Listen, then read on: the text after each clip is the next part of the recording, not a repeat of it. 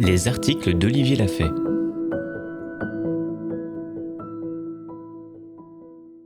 Le consommateur et sa morale, du 4 octobre 2017.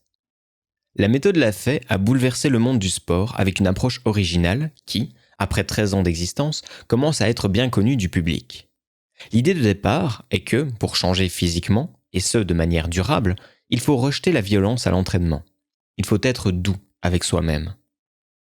Pour y parvenir réellement, nous avons besoin de connaître les contenus inconscients qui nous rendent accros à l'autodestruction, au nom de la beauté et de la performance. Et nous avons besoin d'un entraînement très bien conçu, qui sache produire du changement en douceur.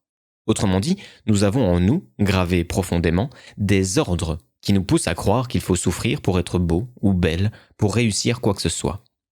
Et si on reste soumis à ces ordres, on finit par se faire beaucoup de mal, en s'engageant dans des pratiques sportives dont on dit qu'elles sont bonnes pour la santé.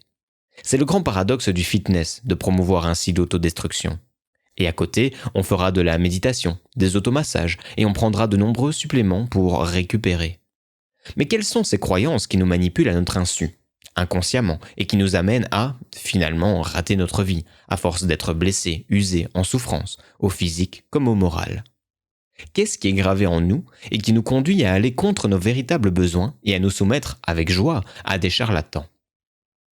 Étudiant la question depuis 31 ans maintenant, j'ai rassemblé suffisamment d'éléments pour affirmer que la construction des personnes, au sein de leur famille et de la société, va en amener la majorité à se faire beaucoup de mal et à devenir rapidement usés, malades, désespérés.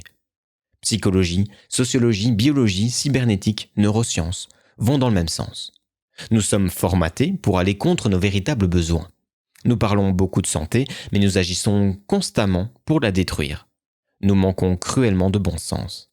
Avec LDMT, je donne des outils pour penser et agir autrement, afin que ce désir de construction de soi parvienne à être réellement exaucé. Construit pour être sain, beau, durable. Voilà pourquoi nous publions gratuitement des vidéos et des articles qui présentent et analysent les déterminants de l'enfance et les déterminants sociaux. Cette proposition d'agir et de penser autrement attire à nous du monde et provoque aussi le rejet. Pouvoir se libérer de mauvais conditionnements pour en construire de plus sains, de plus adéquats compte tenu de nos réels besoins, cela séduit beaucoup de monde. Mais cela effraie aussi pas mal de monde, qui entre alors en guerre contre ce que nous proposons, sans même chercher à comprendre quoi que ce soit. C'est différent, cela me fait penser, donc c'est dangereux. Quand on a été formaté pour se soumettre, aux parents, aux valeurs sociales dominantes, quand on a été mis sur des rails depuis l'enfance, il est difficile de changer de voie. Et on en vient à insulter tout aiguillage, car la possibilité de choix est créatrice d'angoisse.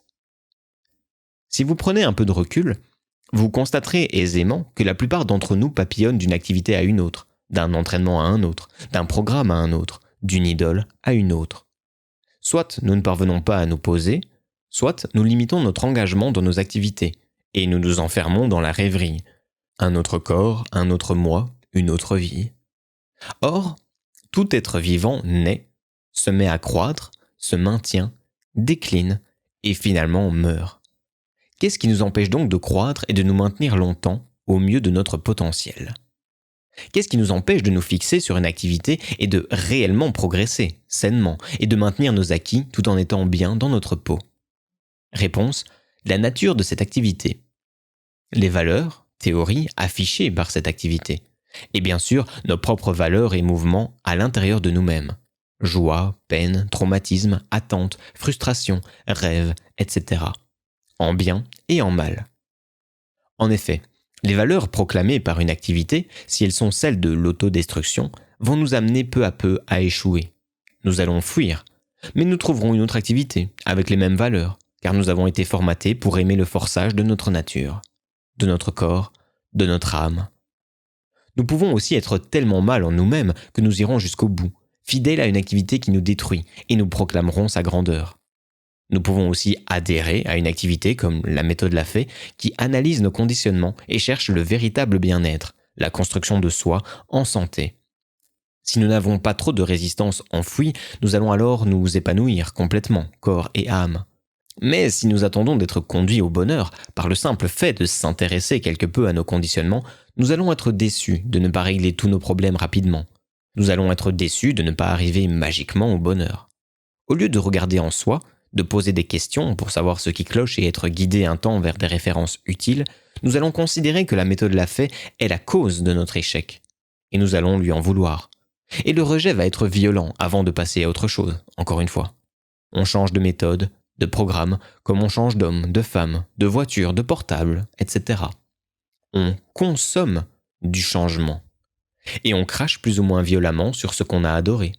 Soit on oublie assez vite notre engouement passé, qui a fait suite à un engouement plus ancien encore, etc. On clame juste la grandeur de notre engagement actuel. Voiture, femme, homme, portable, entraînement. Soit on veut démolir ce qu'on a adoré, si ce qu'on a adoré nous a poussé à réfléchir jusqu'au point de résistance maximale et incontournable, jusqu'au point où notre résistance au changement devient irréductible. On veut démolir à la mesure de notre peur face à ce grand vide qui s'empare de soi, quand on se heurte à ce qui nous a fait le plus mal. Et un des déterminants majeurs dans notre attitude quand on se met à rejeter une activité, c'est notre comportement ancré de consommateur. Dans une société qui valorise, qui adore le dieu argent, plus on aura payé cher pour une activité dans laquelle on se sera vraiment engagé, moins on aura tendance à la salir en la quittant, ou alors pas longtemps. On se sent moralement engagé par nos dépenses. On a en nous une sorte de devoir de valoriser ce qui nous a coûté cher, même si on a peu ou pas de résultats. J'ai toujours été intéressé de voir des personnes se plaindre du prix d'un livre. 20 € pour la méthode, par exemple. Alors qu'elles ont payé 40 € ou même parfois bien plus pour un PDF qui me copie avec des programmes pensés par un ou une ignare. Quand tu as dépensé pas mal de sous pour un programme, beaucoup vanté et que tu n'as guère de résultats, tu seras tenté de te taire et de payer à nouveau, persuadé de ne pas en avoir assez fait, ou alors d'aller payer aussi cher, voire plus cher, ailleurs. Le consommateur, celle qui n'a pas réglé ses problèmes d'addiction à l'autodestruction, à la soumission et à la performance, va ainsi papillonner d'activité en activité, d'achat en achat, pour finir un jour usé et dépressif. Les statistiques sur la dépression en France, sur la prise de drogue, d'alcool, de médicaments contre l'angoisse, l'insomnie, sont affolantes. Avec la méthode Lafay, c'est finalement parfois encore pire. Beaucoup de gens qu'on a suivis sur nos espaces Facebook, dont on s'est occupé gratuitement et qui n'ont pour tout cela que payer le prix d'un ou deux livres, s'en vont parfois en nous vomissant dessus, malgré les bons, voire très bons résultats obtenus. À un moment de leur parcours, ces personnes se sont heurtées au mur intérieur de leur résistance, de leur conditionnement.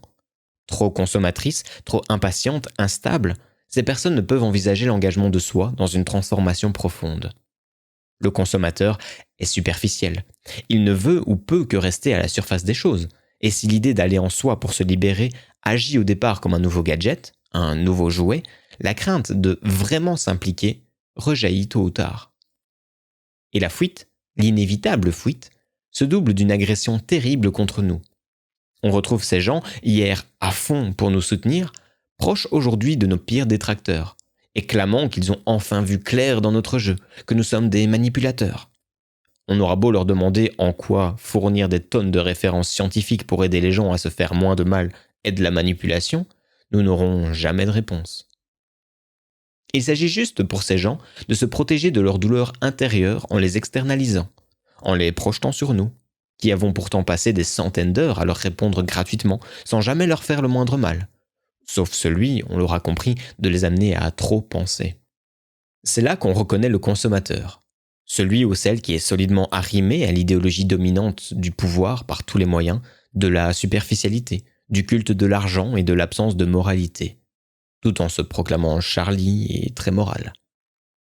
On reconnaît la personne soumise et perdue, le consommateur, au fait qu'il ne crache pas sur ce qui lui a coûté cher, mais vomit sur ce qui lui a été donné gracieusement, sur, par exemple, l'engagement qui est le nôtre.